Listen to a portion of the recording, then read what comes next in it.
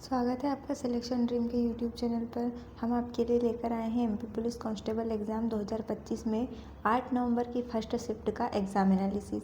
इसमें हम आपको करवाने वाले हैं जीके, जीएस और साइंस से संबंधित महत्वपूर्ण प्रश्न जो कि 8 नवंबर की फर्स्ट शिफ्ट में पूछे गए थे। इसीलिए वीडियो को अंत तक देखें। जिसने चैनल को सब्सक्राइब नहीं किया है वो चैनल को सब्सक्राइब ज़रूर करें, क्योंकि हम इसी के साथ में आपको हर टॉपिक के एक्स्ट्रा फैक्ट भी करवाने वाले हैं जो कि आपकी आने वाली शिफ्टों के लिए बहुत ही महत्वपूर्ण है। इसीलिए चैनल को सब्सक्राइब ज़रूर करें और वीडियो को अंत तक देखिए। आइए देखते हैं। हम पहला प्रश्न था, किस रंग का वर्ण विक्षेपण सबसे ज़्यादा होता है? इसका आंसर होगा बैंगनी रंग का जो वर्ण विक्षेपण होता है वो सबसे ज़्यादा होता है।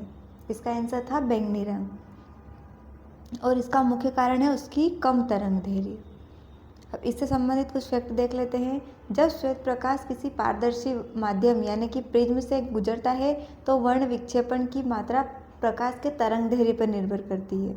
किस पर निर्भर करती है? प्रकाश के तरंग दैर्घ्य पर, क्योंकि बैंगनी रंग की तरंग दैर्घ्य प्रकाश दृश्य स्पेक्ट्रम में सबसे कम होती है, इसलिए वह प्रिज्म के माध्यम से गुजरने पर अपने मूल पथ से सबसे अधिक विचलित होता है, यानी उसका वर्ण विक्षेपण सबसे ज़्यादा होता है। अगला प्रश्न जो पूछा गया था वह था पीएच मान की सीमा कितनी होती है? यहाँ कुछ मिस्टेक हो चुकी है। यहाँ आता पीएच मान की सीमा कितनी होती है। तो पीएच मान की जो सीमा होती है वो होती है 0 से लेकर 14 तक। पीएच मान की सीमा होती है 0 से लेकर 14 तक होती है। यदि किसी विलयन का पीएच मान 7 से कम होता है, यदि किसी विलयन का पीएच मान 7 से कम यानी कि 0 से 7 के बीच होता है तो वह विलयन अम्लीय कहलाता है। अम्लीयता पीएच मान के घटने के साथ बढ़ती है, यानी जैसे पीएच मान घटता है अम्लीयता बढ़ती है। यदि पीएच मान ठीक 7 है तो विलयन उदासीन होता है, जिसका सबसे अच्छा उदाहरण शुद्ध जल है। यदि पीएच मान 7 से अधिक है तो वह विलयन क्षारीय कहलाता है, यानी कि पीएच मान जो 7 से लेकर 14 के बीच में होता है तो वह विलयन क्षारीय कहलाता है और क्षारीयता पीएच मान के बढ़ने के साथ में बढ़ती है। अगला प्रश्न पूछा गया था, बेतवा नदी यमुना नदी के किस तट से मिलती है? मतलब बेतवा नदी जो है यमुना नदी में किस तट से मिलती है? तो इसका आंसर होगा बेतवा नदी यमुना नदी में दाहिनी तट की ओर से मिलती है। बेतवा नदी जो है यमुना नदी की सहायक दाहिनी तट की सहायक नदी है। यमुना नदी के बहाव की दिशा में मुँह करने पर यह दाहिनी ओर से आकर मिलती है। यह संगम जो है बेतवा नदी और यमुना नदी का संगम उत्तर प्रदेश के हमीरपुर ज़िले के पास होता है। बेतवा नदी दक्षिण से उत्तर पूर्व दिशा की ओर बहती है। मध्य प्रदेश के रायसेन जिले जो के कुम्हरा गांव या झीरी गांव के पास विंध्याचल पर्वतमाला से बेतवा नदी का उद्गम होता है। इसकी कुल लंबाई 590 किलोमीटर है बेतवा नदी की। बेतवा नदी को संस्कृत में वेत्रवती कहा जाता है। मध्य प्रदेश के प्रसिद्ध ऐतिहासिक और सांस्कृतिक स्थान जैसे कि विदिशा, सांची, ओरछा इसी नदी के किनारे बसे हैं। ओरछा बुंदेलखंड की ऐतिहासिक राजधानी है। केन बेतवा लिंक परियोजना जो है यह बेतवा नदी से जुड़ी एक बहुत ही महत्वपूर्ण परियोजना है। इसका मुख्य उद्देश्य केन नदी के अतिरिक्त जल को नहरों द्वारा बेतवा नदी में स्थानांतरित करना है, जिससे बुंदेलखंड क्षेत्र में सूखाग्रस्त इलाकों को सिंचाई और पेयजल मिल सके। अगला प्रश्न जो पूछा गया था, बिहू किस राज्य का त्यौहार है? बिहू जो है असम राज्य का प्रमुख त्यौहार है। बिहू असम राज्य का त्यौहार है। बिहू वास्तव में 3 अलग अलग त्योहारों का समूह है जो एक वर्ष में 3 बार फसल चक्र के अनुसार मनाया जाता है। यह असम के लोगों के जीवन, कृषि और प्रकृति के साथ उनके संबंध को दर्शाते हैं। बिहू के 3 प्रकार होते हैं। पहला बिहू है रोगाली बिहू या बोहाग बिहू। यह सबसे महत्वपूर्ण बिहू है जो नए साल और वसंत ऋतु की शुरुआत का प्रतीक मानते हैं। इसे अप्रैल महीने में ही मनाया जाता है। अगला बिहू कोंगाली बिहू या काटी बिहू। यह फसल की कमी को दर्शाता है। यह अक्टूबर महीने में मनाया जाता है। अगला देखेंगे हम भोगाली बिहू या माघ बिहू। यह फसल कटाई की समाप्ति और दावत का मौसम दर्शाता है। माघ बिहू को जनवरी महीने में मनाया जाता है। अब बिहू नृत्य जो है, इससे देखेंगे बिहू उत्सव का सबसे आकर्षक हिस्सा इसका पारंपरिक बिहू नृत्य है, जो अपनी तेज गति और लयबद्ध हरकतों के लिए जाना जाता है। ये हो गए हमारे तीनों बिहू और बिहू नृत्य के बारे में कुछ जानकारी, जो कि अगली शिफ्टों में आने की संभावनाएं हैं। अगला प्रश्न है, 7वीं अनुसूची में शामिल विषयों में किस सूची पर कानून राज्य सरकार और केंद्र सरकार दोनों बना सकती है? तो इसका आंसर होगा समवर्ती सूची। जो 7वीं अनुसूची में शामिल 7वीं अनुसूची भारतीय संविधान के अनुच्छेद 276 के तहत केंद्र और राज्यों के बीच कानून बनाने की शक्तियों को विभाजित करती है। अनुच्छेद नंबर 246 के तहत समवर्ती सूची जो है, समवर्ती सूची में शामिल विषयों पर कानून बनाने का अधिकार केंद्र सरकार और राज्य सरकार दोनों के पास होता है। यह केंद्र और राज्यों के बीच सहकारी संघवाद को बढ़ावा देती है, ताकि दोनों मिलकर उन विषयों पर काम कर सके जो राष्ट्रीय और क्षेत्रीय महत्व के हैं। इस सूची में शामिल कुछ महत्वपूर्ण विषय है, जैसे कि शिक्षा, वन, वन्य जीवों एवं पक्षियों का संरक्षण, विवाह और तलाक और न्याय प्रशासन। यदि समवर्ती सूची के किसी विषय पर केंद्र और राज्य दोनों कानून बनाते हैं और उन कानूनों में टकराव होता है, तो सामान्यतः केंद्र सरकार द्वारा बनाया गया कानून ही मान्य होता है। इसे केंद्र की सर्वोच्चता का सिद्धांत भी कहते हैं। अब संघ सूची जो है, इस पर केवल केंद्र सरकार संघ सूची पर जो है केवल केंद्र सरकार कानून बना सकती है, और राज्य सूची जो है इस पर सामान्यतः केवल राज्य सरकार कानून बना सकती है। अगला क्वेश्चन पूछा गया था, मीनाक्षी मंदिर का निर्माण किसने करवाया? मीनाक्षी मंदिर का जो निर्माण है वो पांड्य राजवंश के शासकों ने करवाया था। किसने करवाया था? पांड्य राजवंश के शासकों ने। लेकिन जो इसके वर्तमान स्वरूप और इस सबसे महत्वपूर्ण विस्तार का श्रेय नायक वंश के शासक जो है, नायक वंश के शासक विश्वनाथ नायक और उनके उत्तराधिकारी को जाता है। मीनाक्षी अप्पम मंदिर भारत के सबसे प्रसिद्ध मंदिरों में से एक है।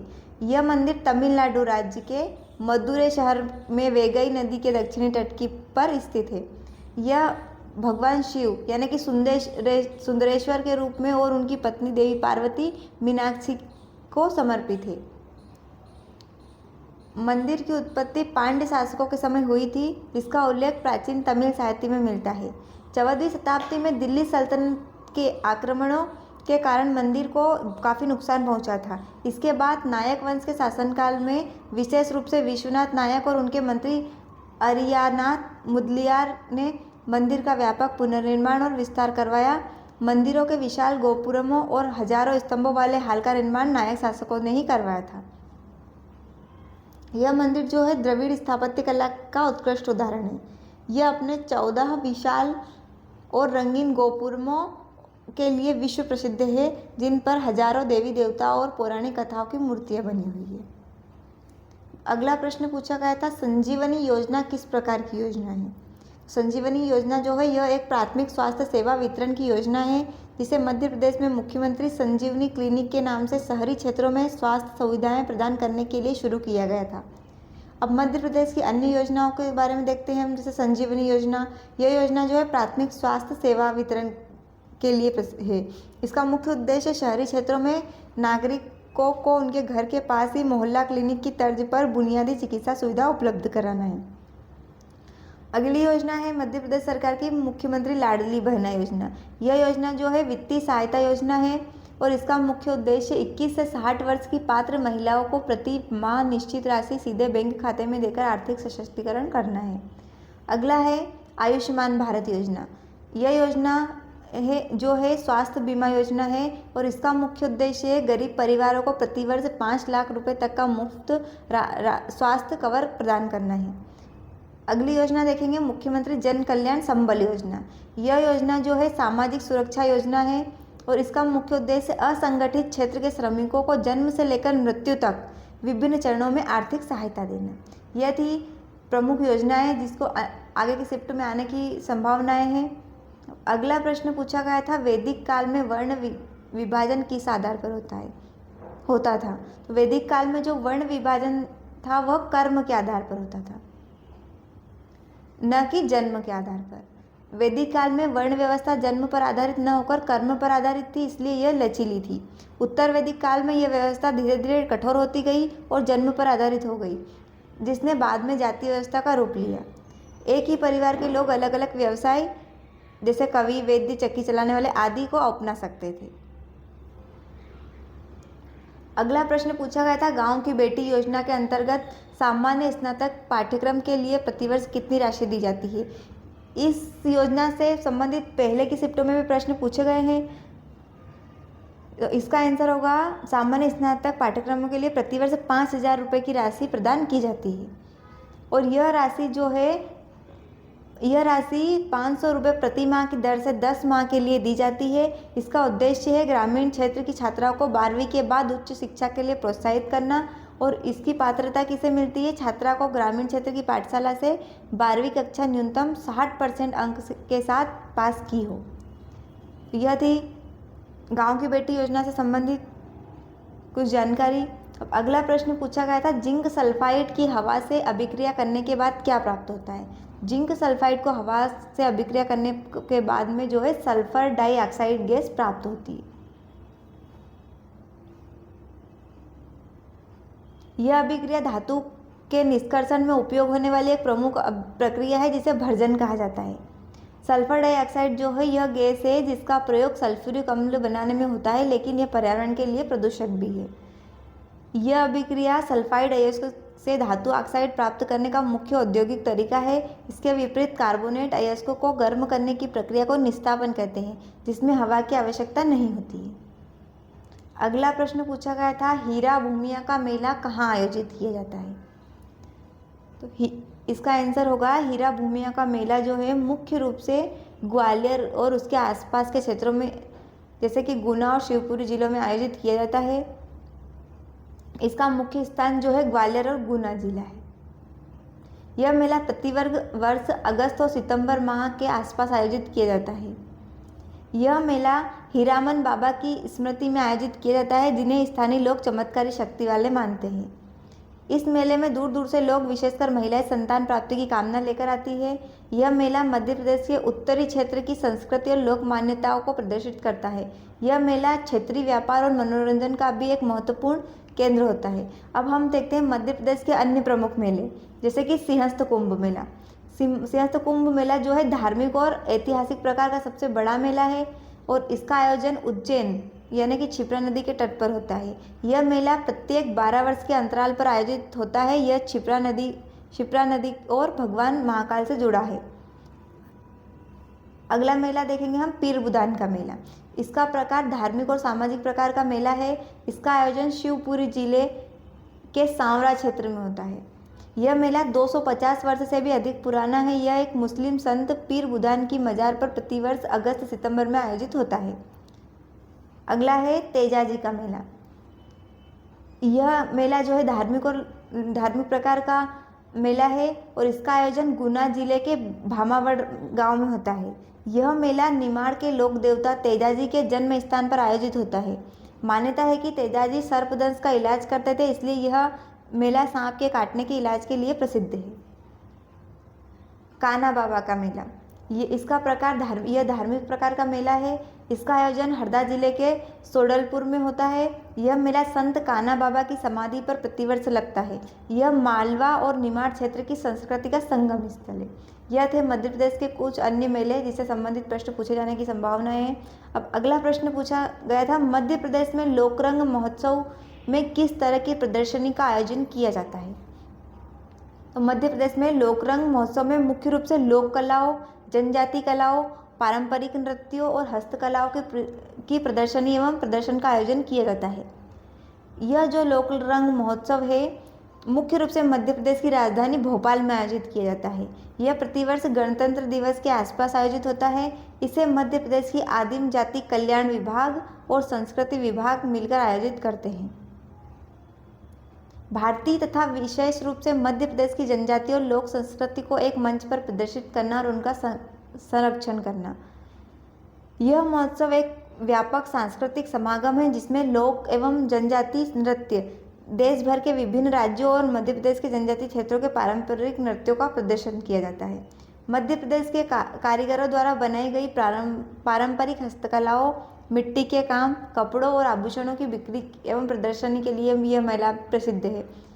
देश के विभिन्न राज्यों के पारंपरिक व्यंजनों का स्टॉल लगाया जाता है जिसे स्वाद की प्रदर्शनी भी कहा जाता है। इसमें लोक संगीत, लोक नाट्य और चित्रकला की प्रदर्शनियां भी आयोजित की जाती है।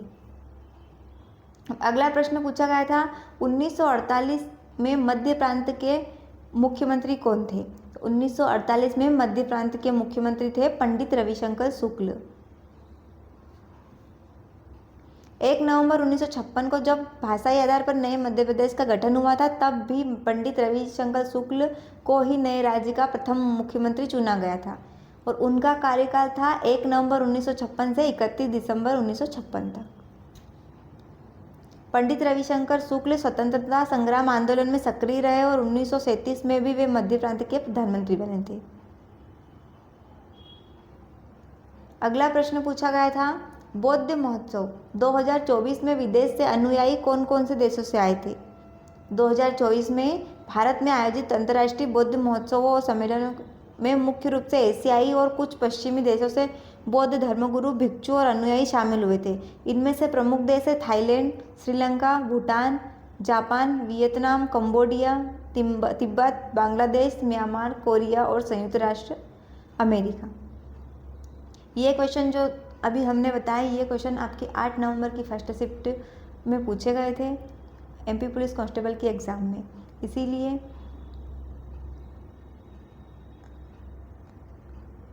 नेक्स्ट वीडियो में हम आपके लिए लेकर आएंगे अगली शिफ्ट के क्वेश्चन जो कि एग्ज़ाम में पूछे जा रहे हैं। इसीलिए चैनल को सब्सक्राइब करें और ज़्यादा से ज़्यादा शेयर करें। मिलते हैं अगले वीडियो में। धन्यवाद।